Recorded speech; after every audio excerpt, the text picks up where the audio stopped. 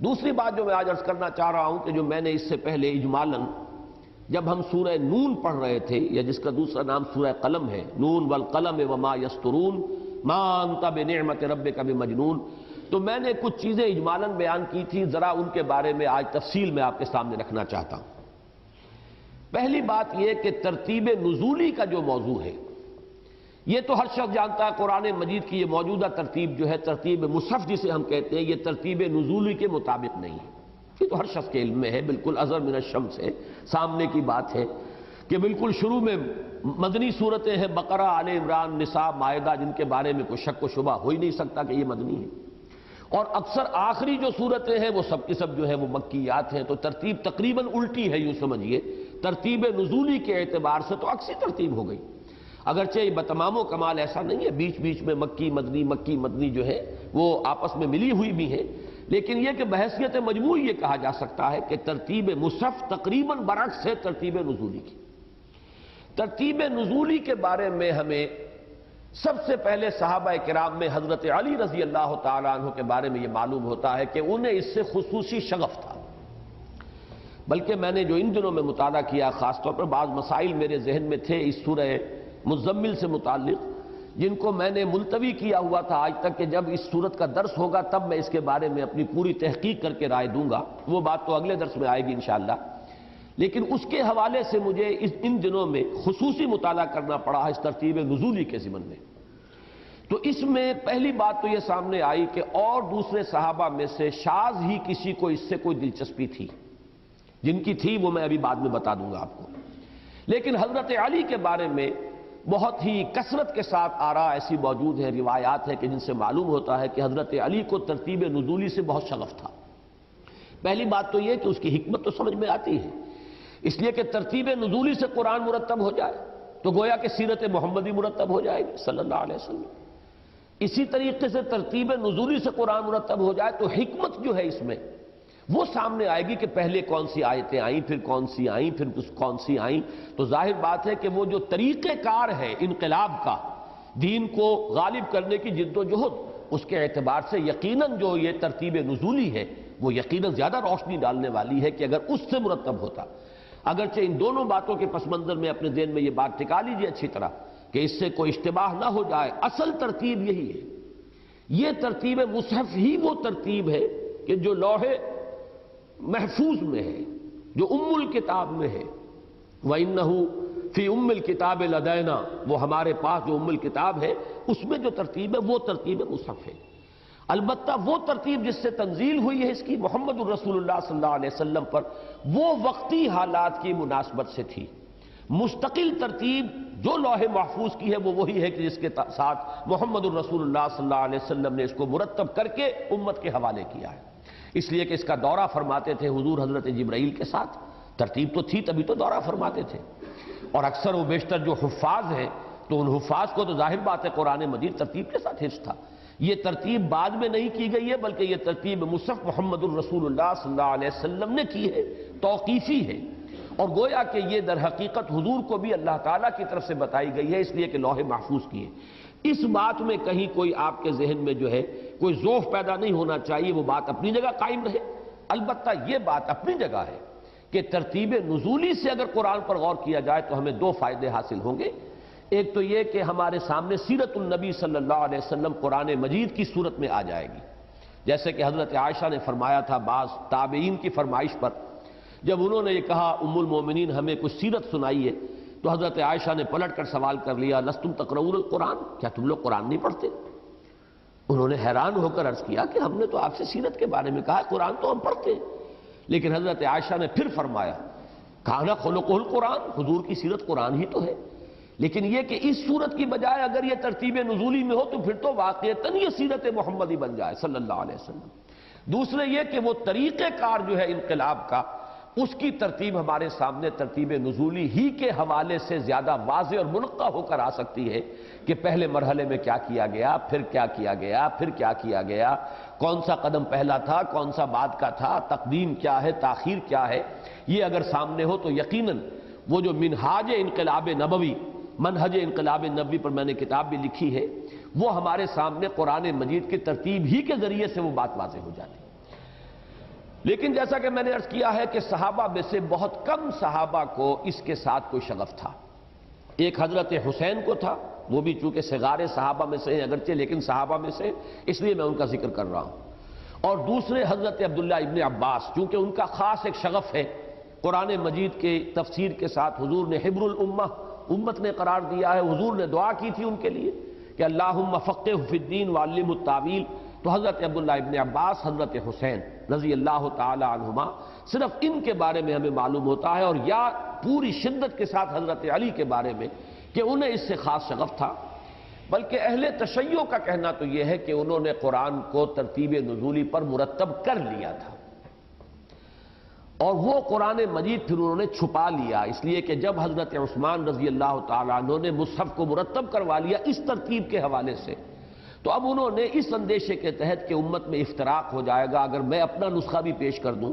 تو خام خواہ کوئی کنفلکٹ پیدا ہو جائے گا، انہوں نے چھپا لیا۔ اور اہل تشیع کا عقیدہ یہ ہے کہ وہ قرآن جسے وہ اصل قرآن کہتے ہیں،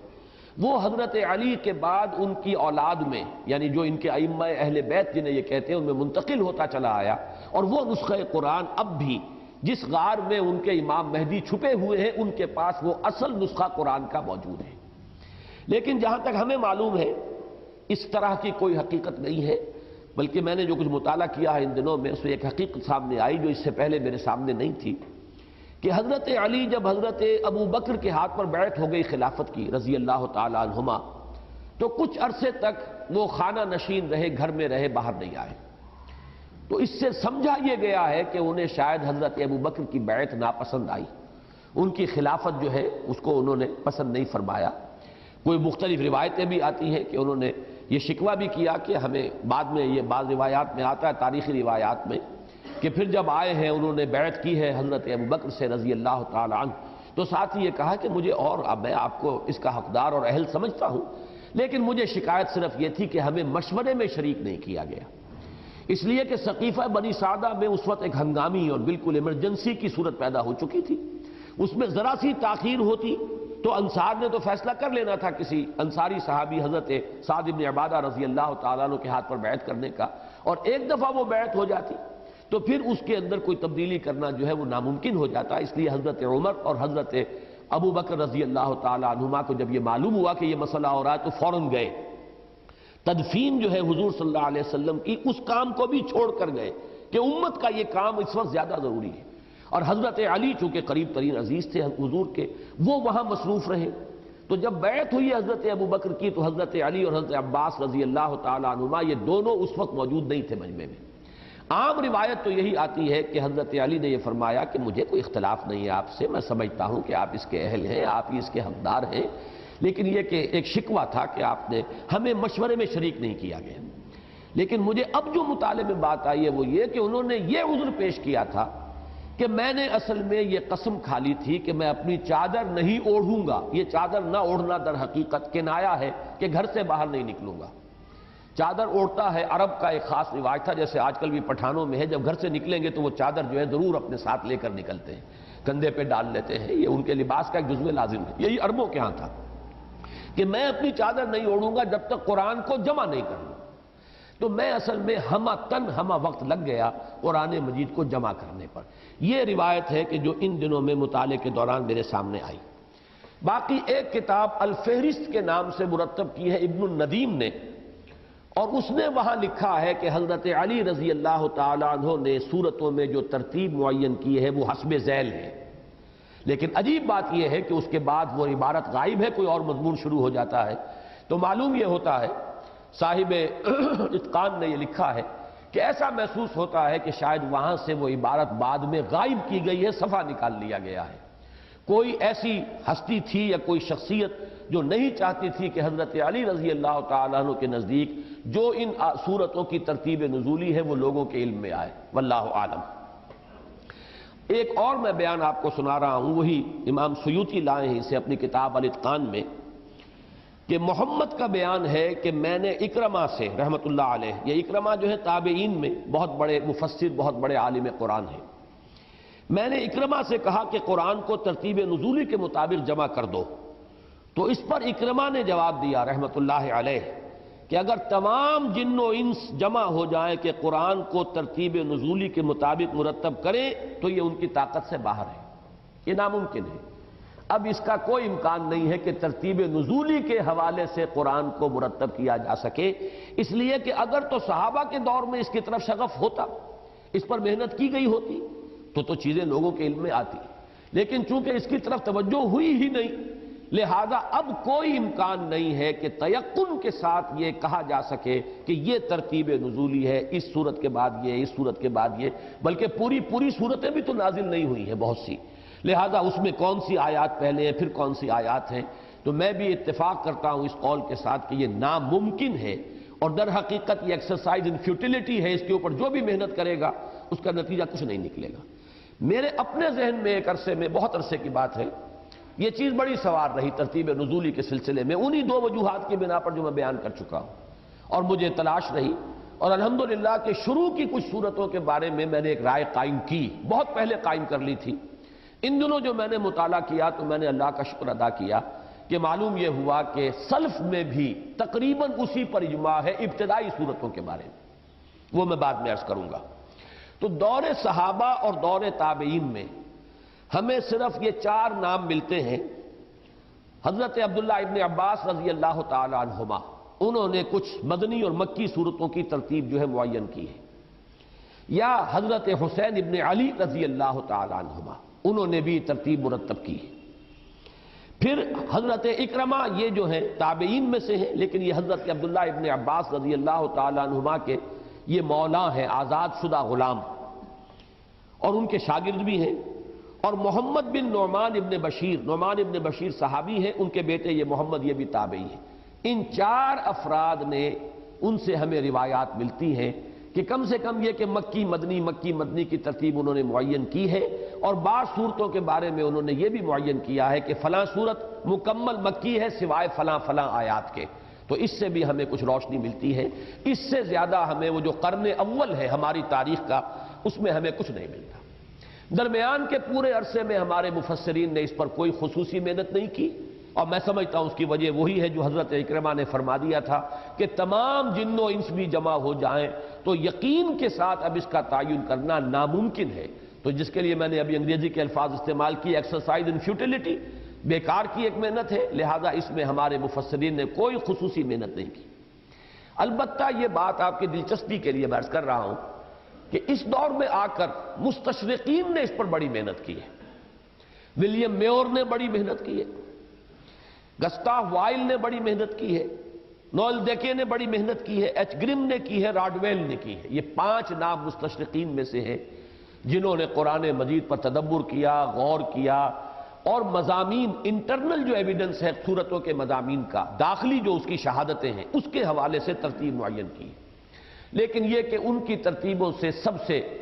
ہمارے زمانے میں ایک کتاب لکھی ہے، مولانا ابوالکلام آزاد مرحوم کے سیکریٹری تھے پروفیسر محمد اجمل خان، انہوں نے باقاعدہ ایک مکمل کتاب اس موضوع پر لکھی۔ انہوں نے یہ ساری ترتیبیں دے دی ہیں۔ حضرت عبداللہ ابن عباس کی ترتیب یہ ہے، صورتوں کی ترتیب، اور حضرت حسین اور حضرت اکرمہ کی یہ ہے، اور حضرت محمد بن نعمان ابن بشیر کی یہ ہے، پھر نوئل ڈیکے کی یہ ہے، ولیم میور کی یہ ہے۔ وہ سارا جو ہے انہوں نے بڑی محنت کی ہے، وہ تو میں سمجھتا ہوں کہ پی ایچ ڈی کا تھیسس اس کو ہونا چاہیے تھا، کیونکہ مولانا ابوالکلام آزاد کا جو خصوصی شغف تھا قرآن مجید کے ساتھ، اس کا گویا کہ ایک عکس سمجھیے کہ ان کے سیکریٹری تھے پروفیسر محمد اجمل خان، انہوں نے حضور کی ایک سیرت بھی مرتب کی ہے قرآن مجید کی ترتیب نزولی کے حوالے سے، اور نمبر 2 یہ کہ انہوں نے قرآن مجید کی صورتوں کی ترتیب نزولی پر ایک مکمل کتاب لکھی۔ ایک یہ کہ اس صدی میں ایک شیعہ مفسر ہیں مرزا ابو الفضل، انہوں نے بھی اس کو جو ہے اس پر محنت کی ہے، لیکن ان کی تقریباً تحقیق کا نتیجہ وہی ہے جو نوئل ڈیکے کا ہے، معلوم ہوا کہ انہوں نے اسی کو نقل کیا ہے۔ یا اس صدی میں ایک شام کے مفسر گزرے ہیں محمد عزت درویزہ، انہوں نے ایک کتاب جو لکھی ہے، نئی تفسیر ہے، تفسیر الحدیث، یعنی جدید ایک انداز میں انہوں نے ایک نئی تفسیر لکھی ہے۔ انہوں نے بھی ترتیب نزولی کے مطابق جو ہے وہ تفسیر لکھی ہے کہ سب سے پہلے وہ جو سورہ علق کی سورہ علق، پھر سورہ نون، پھر سورہ مزمل، پھر سورہ مدثر، وہ سورہ بقرہ، سورہ آل عمران، تفسیریں تو اس ترتیب سے چلتی ہیں جو ترتیب مصحف ہے۔ لیکن یہ التفسیر الحدیث محمد عزت درویزہ نے جو لکھی ہے وہ لکھی ہے ترتیب نزولی کے اعتبار سے۔ پروفیسر اجمل خان صاحب نے بھی جو انٹرنل ایویڈنس کے ذریعے سے جو باتیں کہی ہیں، میرے دل کو ان میں سے کسی نے اپیل نہیں کیا، اور جیسا کہ میں نے عرض کیا، میں نے ایک زمانے میں جو بھی غور و فکر کیا تھا، اور میں نے آپ کو بھی سورہ نون کا جب ہم نے درس کا آغاز کیا تھا تو میں نے کچھ باتیں اس کے ضمن میں بتائی تھی۔ ان دنوں میں جو میں نے تفصیلی مطالعہ کیا ہے تو واقعہ یہ کہ میرے قلب کی گہرائیوں سے اللہ تعالیٰ کا شکر اور حمد جو ہے وہ نکلا ہے، اس لیے کہ میں نے یہ محسوس کیا کہ اللہ تعالیٰ نے وہ مناسبت عطا فرمائی ہے کہ میرے سامنے وہی ترتیب تھی ابتدائی صورتوں کی جو حضرت عبداللہ ابن عباس، حضرت حسین، حضرت اکرمہ، حضرت محمد بن نعمان ابن بشیر، انہوں نے، اور وہی جو ہے ترتیب وہ محمد عزت درویزہ جو ہے انہوں نے بھی وہی ترتیب لی ہے۔ وہ ترتیب میں پہلے آپ کو بتا چکا ہوں ابتدائی صورتوں کی۔ وہ ترتیب یہ ہے کہ سب سے پہلے سورہ علق، نمبر 2 سورہ نون یا سورہ قلم جو ہم پڑھ چکے ہیں، نمبر 3 یہ سورہ مزمل، نمبر 4 سورہ مدثر، نمبر 5 پر حضرت عبداللہ ابن عباس اور حضرت محمد ابن نعمان ابن بشیر اور حضرت حسین، حضرت اکرمہ، نمبر 5 پہ یہ لاتے ہیں سورہ لہب، تبت یدا ابی لہب وتب، یہ ہے ان کی ترتیب۔ لیکن یہ کہ محمد عزت درویزہ نے نمبر 5 پر سورہ فاتحہ کو لیا ہے اور نمبر 6 پر سورہ مسد یعنی تبت یدا ابی لہب وتب۔ یہاں تک میری ترتیب اس ترتیب کے ساتھ بالکل ٹیلی کرتی ہے، اور اس میں نے شاید آپ کو یاد ہو اس وقت کہا تھا کہ عجیب ترتیب ہے۔ 5 آیتیں سورہ علق کی سب سے پہلے نازل ہوئی، پھر 7 آیتیں وہ جو شروع میں ہے سورہ نون کے۔ اس وقت میں نے کہا تھا، آج اپنی بات میں ترمیم کر رہا ہوں، میں نے کہا تھا 7 ہی آیتیں سورہ مزمل کی، لیکن آج میں عرض کر رہا ہوں کہ 10 آیتیں سورہ مزمل کی۔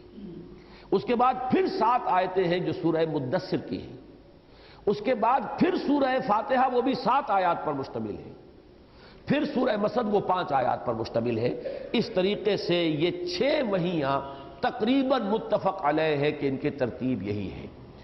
سب سے پہلی مکمل سورت جو نازل ہوئی ہے محمد الرسول اللہ صلی اللہ علیہ وسلم پر وہ سورہ فاتحہ ہے۔ پہلے جو 4 وحیاں آئی ہیں وہ مکمل سورتیں نہیں ہیں۔ سورہ علق کی ابتدائی 5 آیات، سورہ قلم کی 7 آیات، سورہ مزمل کی 10 آیات، سورہ مدثر کی 7 آیات، یہ علیحدہ ہے، یہ مکمل صورتیں نہیں۔ دوسری بات، ان جو 4 وحییں ہیں ان کے اندر جو مشترک ہے وہ یہ ہے